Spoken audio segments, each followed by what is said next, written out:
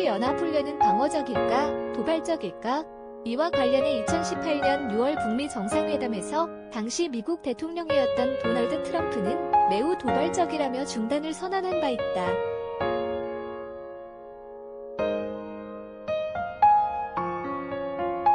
이에 반해 문재인 대통령은 방어적이라며 계속 실시하는 쪽에 방점을 찍어왔다.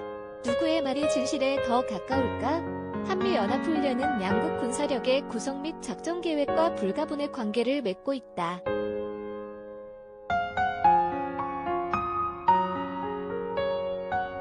무기와 장비를 시험해보고 이를 운용하는 병력의 숙련도를 높이며 작전 계획의 일부 혹은 전체를 연습해보는 성격을 품고 있기 때문이다. 이에 따라 한미연합훈련의 성격은 양국 군사력의 구성 및 작전 계획과 함께 바라봐야 전체적인 그림을 그릴 수 있다.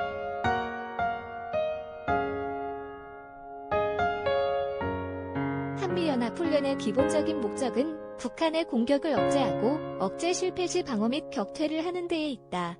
그러나 이 기본적인 목적에서 벗어나 점차 공세적이고 도발적으로 변화왔다는 점도 부인하기 어렵다.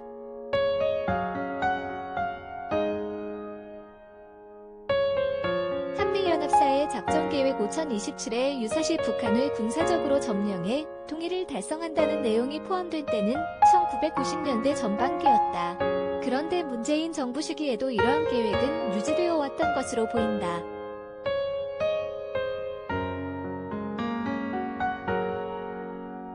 (2019년 8월에) 실시된 한미연합지휘소 훈련에는 수복지역에 대한 치안, 질서 유지와 안정화 작전까지 포함되었는데 이는 사실상 유사시 북한 점령을 의미한다.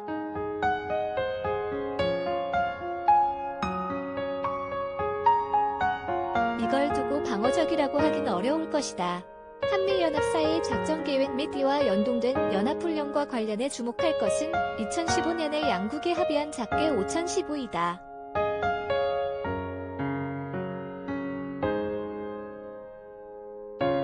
이 작계는 이전에 있었던 5026과 5029 등을 통합하고 새로운 내용을 추가한 것으로 알려져 있다.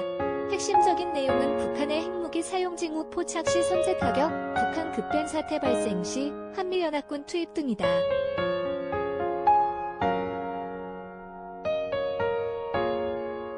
그런데 여기서 그치지 않는다.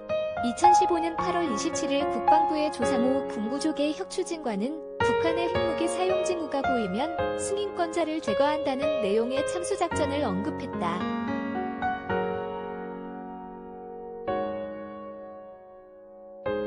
그리고 이듬해 3월에 한미 양국은 역대 최대 규모의 연합훈련에 돌입했다. 양국군 34만 명과 전략 자산 및 첨단 무기들이 대거 동원된 것이다. 훈련의 주된 목적은 작계 5015를 적용하는 데 두었고 이에 따라 참수작전, 북핵과 미사일 시설에 대한 정밀 타격, 탐지 교란 파괴 방어, 평양 진격작전 등이 망라된 것으로 알려졌다.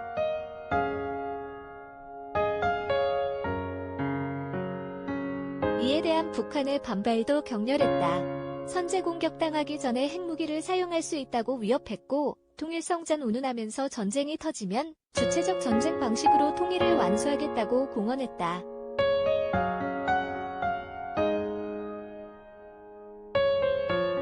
이게 과거지사일까? 일단 문재인 정부 들어 참수작전과 선제 공격 같은 자극적이고 도발적인 언급은 눈에 띄게 줄어들었다. 이전까지 세계 최대 규모로 실시했던 연합훈련의 규모와 기간도 줄어들었다.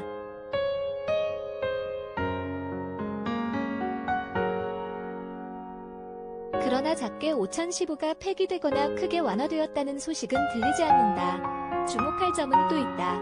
정치적 표현은 완화되었지만 군사력의 구성은 훨씬 강해졌다는 것이다.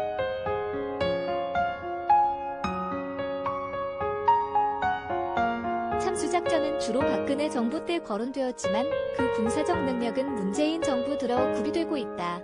유사시 북한 전쟁 지도부 제거 임무를 수행하는 특수임무여단은 2017년 12월 1일 창설됐고 첨단 무기로의 무장화도 가속화되고 있다.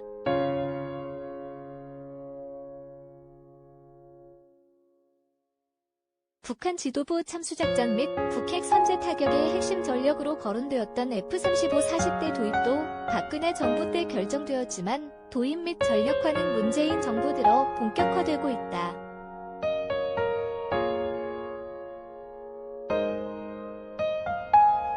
게다가 경항공무함 탑재용 20대와 공군용 20대를 추가로 구매하는 방안도 검토되고 있다. 이뿐만이 아니다. 앞서 언급한 것처럼 작전계획 및 연합훈련에는 한반도 유사시 무력 통일까지 추구하려는 목표도 내재되어 있다.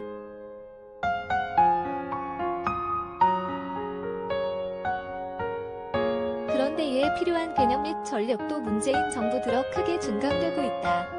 미래합동작전 개념과 입체기동부대 창설이 바로 그것이다. 이를 주도한 문재인 정부의 초대 국방장관인 송영무는 적의 중심지역으로 신속하게 기동하여 상대의 전쟁 수행 해제와 능력을 최단 시간 내에 마비 및 무력화시키고 전승을 달성하여 전쟁을 종결시키는 것이 목표라고 밝혔다.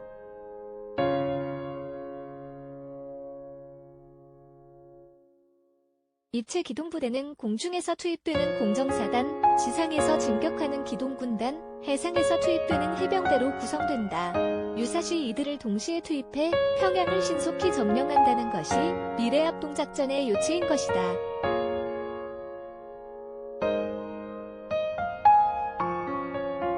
그리고 문재인 정부의 대폭적인 군비 증강에 힘입어 이들 부대의 첨단 무장화도 빠른 속도로 이뤄지고 있다. 혹자들은 비핵화의 전망은 어두워지는 반면에 북한의 핵능력 강화는 가시화되고 있다는 점을 들어 상기한 내용들이 필요하다고 주장한다.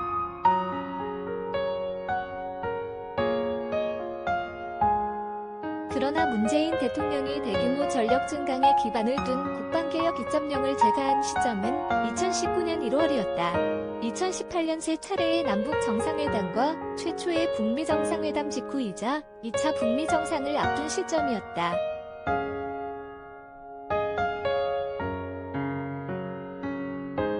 문재인 정부 스스로 비핵화 전망이 어느 때보다 밝다고 하면서 그 비핵화 전망을 어둡게 하는 조처를 취한 셈이다.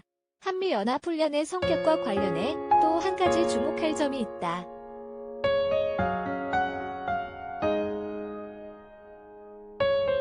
작전의 범위가 한국을 넘어 일본, 괌과 하와이, 그리고 미국 본토로까지 확대되고 있거나 그렇게 될 가능성이 높다는 것이다. 북한의 핵과 미사일 능력은 이미 미국 본토까지 다다를 수준에 도달하고 있다.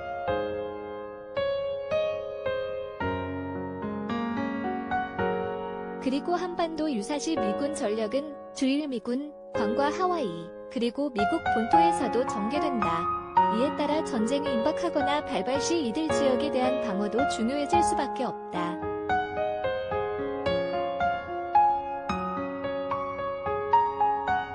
그 중심에는 미사일 방어체제, MD가 도사리고 있다. 실제로 과거 한미일은 퍼시픽 드래곤이라는 해상 MD 훈련을 실시한 바 있고 한미일 정보공유약정, 한미일 정보보호협정, 지소미아, 사드 배치 등도 이를 염두에 둔 것이다.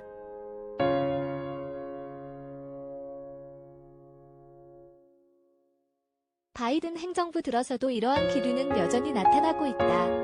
존 하이튼 미국 합참차장이 우리의 MD 능력은 현재 중국, 러시아, 이란이 아니라 분명히 북한에 초점이 맞춰져 있다며 대북 MD 능력을 대폭 강화하고 한국 및 일본과의 협력을 강조하고 나선 것이다.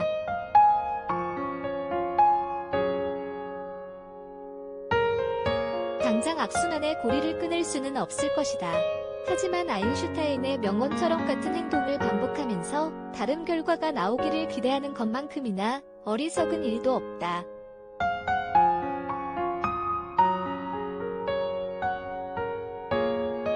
대북정책 재검토에 착수한 한미 양국이 대규모 연합훈련을 자제하는 것을 그 출발점으로 삼아야 할 까닭도 바로 여기에 있다.